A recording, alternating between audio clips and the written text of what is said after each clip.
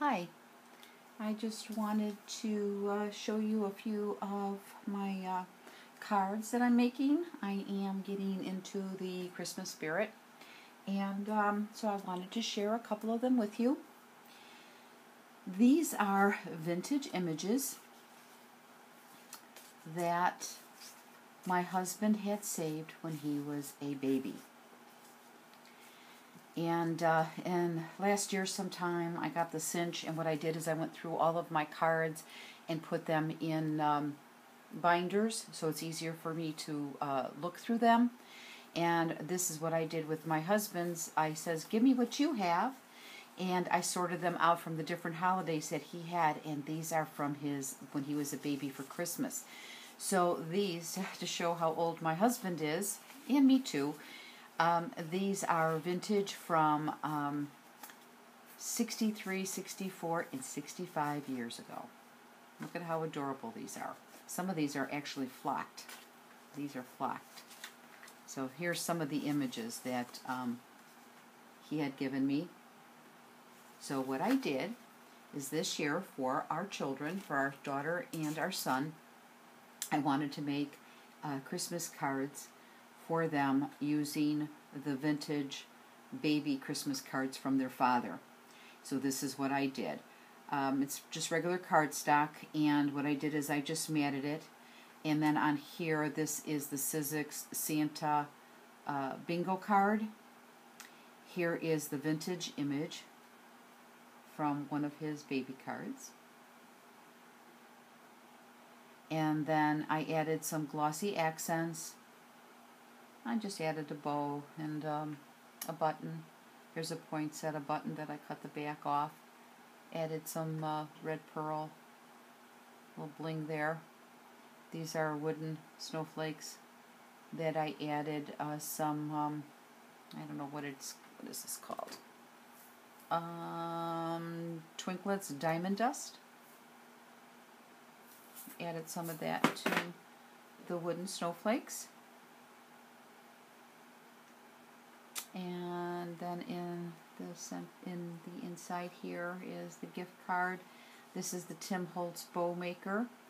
Naturally love my We Are Memory Keepers envelope punch.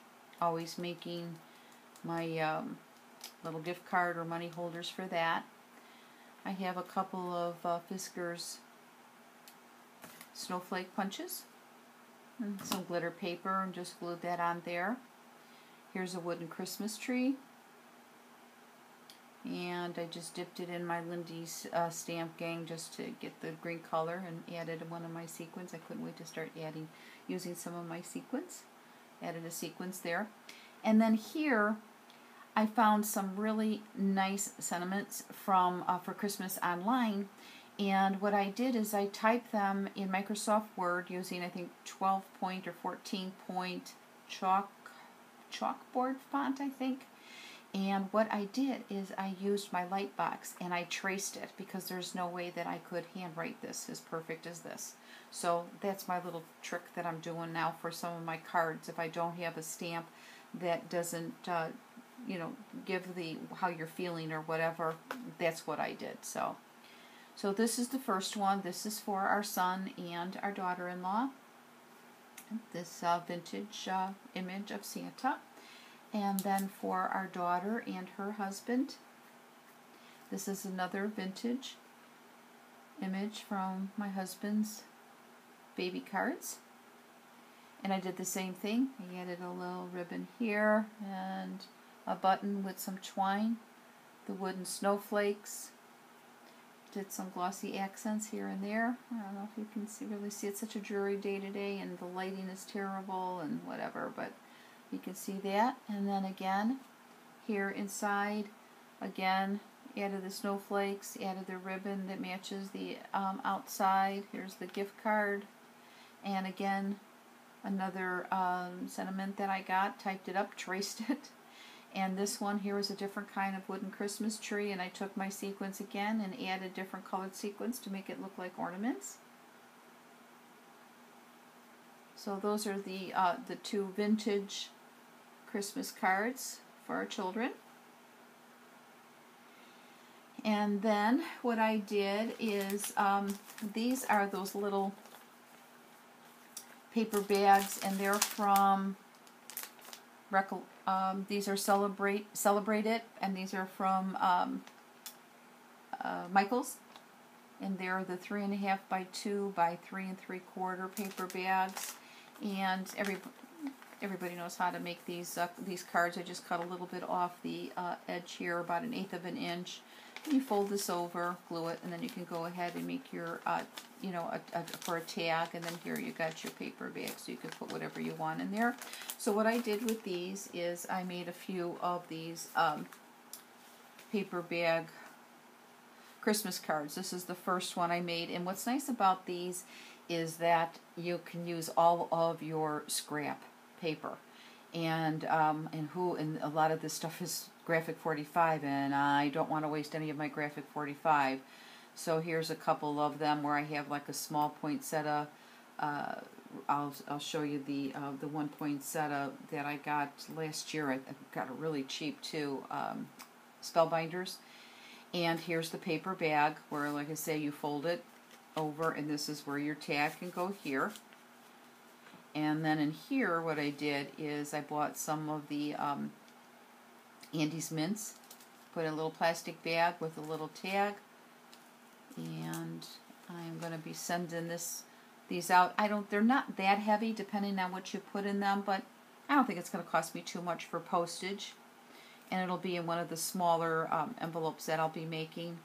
But here is one. Like I say, these are so like 3 3/4 inches or something by 2 3/4 or 3 inches. So boy, you can really use up a lot of your scraps with this. And here's another one. And I don't like making the same thing. So here is some more of the different papers that I had. This is the Sizzix embossing folder with the snowman. Added some of my sequins. I don't know, it's such a blurry day. I don't know if you can see use some of my Stickles dry glitter. This is the clear rock candy. Put that on there. Little tag, and did the same thing. Added the candy to that. Little pull. That one. And again here, another one with the twine and the tag. Oops, I gotta glue this. Here it is again with the little shimmer of the snowman, the candy. So these are my 3 paper bag Christmas cards. Did that. And what I did, this is the Spellbinders poinsettia, and I wish I could have saved, but I know I got this last year. Sorry for the glare. I know I got this last year, and I think it was like $3.99 or $2.99, something like that. I knew I could pass it up, but this is what I got. I mean, this makes beautiful poinsettias, and this is the card that I made for my mom.